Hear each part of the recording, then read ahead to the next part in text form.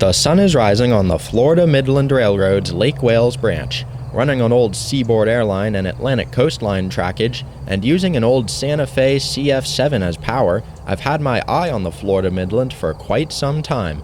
Although its engines are lettered for the Florida Central, these EMDs rarely wander far from the Lake Wales branch. Not too long after I arrived, the engineer awoke CF7 number 48 for the day's work.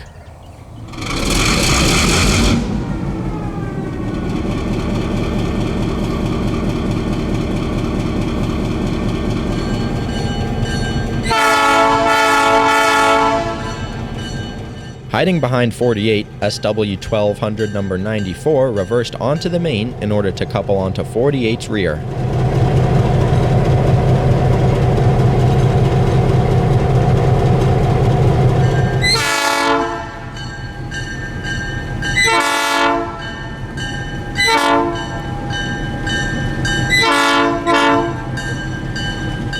After hooking up and switching tracks, the pair starts towards the first cut of cars to be shuffled around.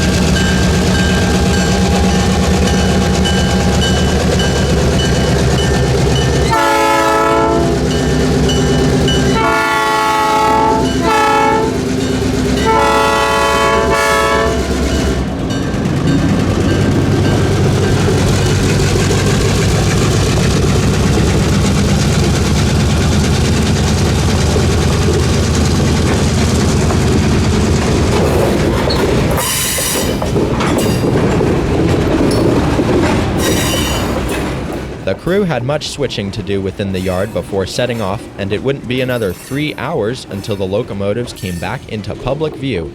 With their train made up, the entire Florida Midland roster heads east for Lake Wales Junction.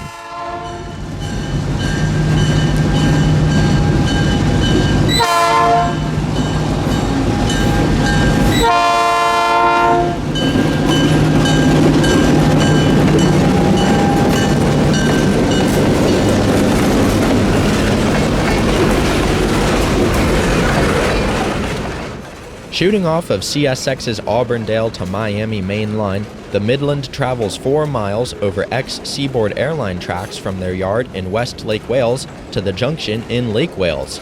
Once in Lake Wales, the line swings north onto Atlantic Coastline tracks and almost immediately dead ends. This means the train must pull a U-turn, heading east with engines up front, stopping in Lake Wales for a runaround move, and then shoving onto the ACL, now ready to continue south with engines on the head end. From Lake Wales, the tracks move through citrus groves and into Babson Park, and eventually reach Frostproof, the end of the line.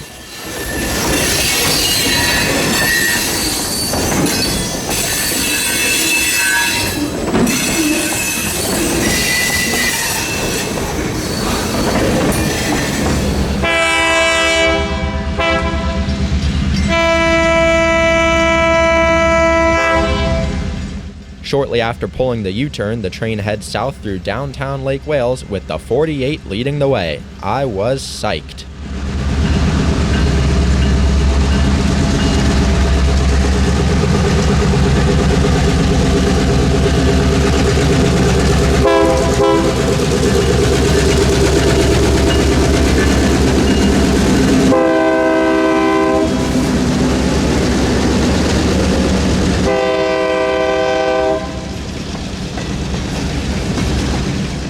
The Lake Wales branch sees about 2 trains a week, consisting mostly of traffic for a Lowe's distribution center at the end of the line in Frostproof.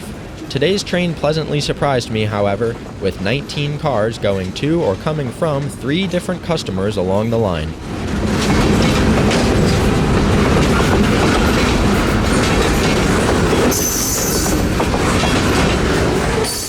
Just after exiting Lake Wales, the tracks cut through a series of citrus groves accessible only by clay roads. The scenery was stunning regardless, but the whining and growling of the 2 EMDs totally sealed the deal. Originally a streamlined Santa Fe F7, the 48 was one of over 200 F units rebuilt by the company. Towards the end of their passenger career, and in need of switchers with more visibility, the ATSF stripped the widebody off their F units, replacing it with the conventional long hood.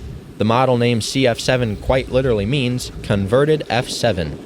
It's crazy to imagine that this very engine was once pulling the Super Chief along the Transcon and is now poking through the citrus groves of Central Florida. The 48 was most of the reason I made the trek south this morning, and to say it was worth the drive is an understatement. This is Nursery Road, the first of many clay crossings I stumbled upon.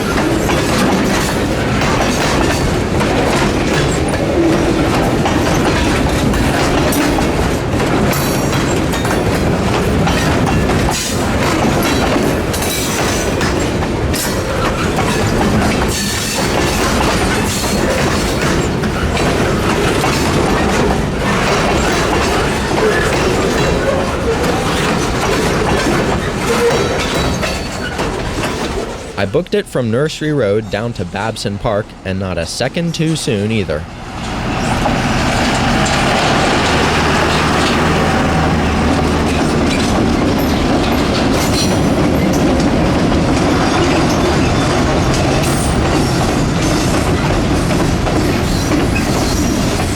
Today's lineup was perfect. I couldn't get over the leading CF7 working hard alongside the baby blue end cab. Acquired by Pinsley in 2016, the trailing SW1200 has been held captive on the Midland since its purchase. Built for the Pennsylvania Railroad in 1957, the 61-year-old switcher most recently came from the Lancaster and Chester, a short line out of South Carolina. After passing through Babson Park, the tracks enter even more citrus groves, much to my delight.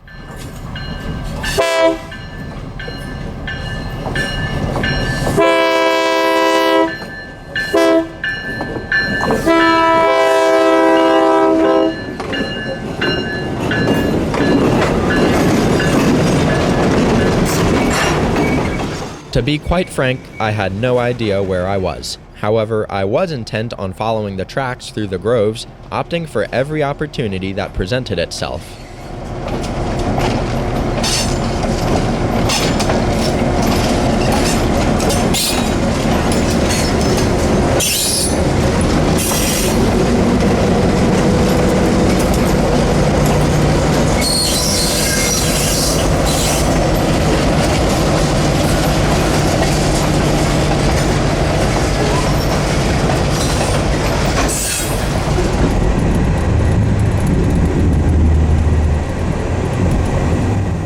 It's not too often that I get caught up with the scenery when chasing a train, but something about these clay roads through the farms really grabbed my attention. There wasn't too much time to ooh and ah. I had a train to catch.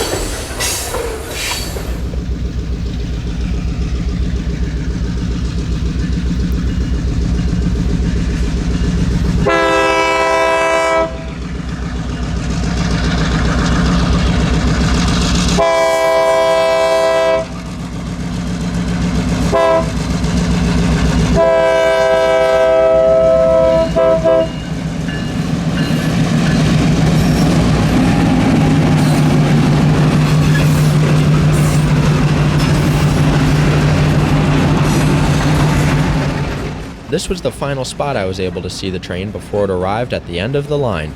Getting all turned around and frostproof resulted in me winding up at the southernmost crossing on the line. I was unsure how the picture might turn out, but quickly reassured as the engines creeped up on me.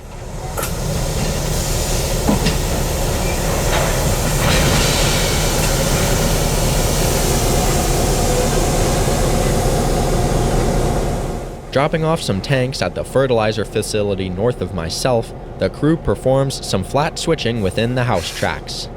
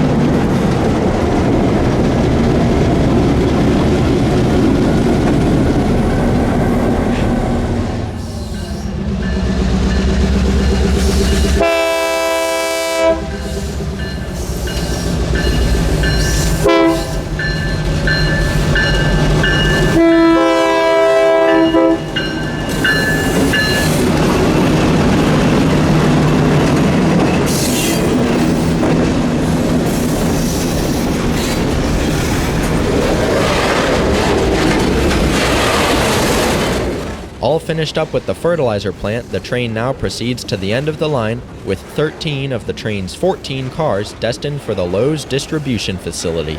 That would be the end of an awesome day on the Florida Midland. Thanks for rail fanning with me today, and don't forget to subscribe if you liked this video.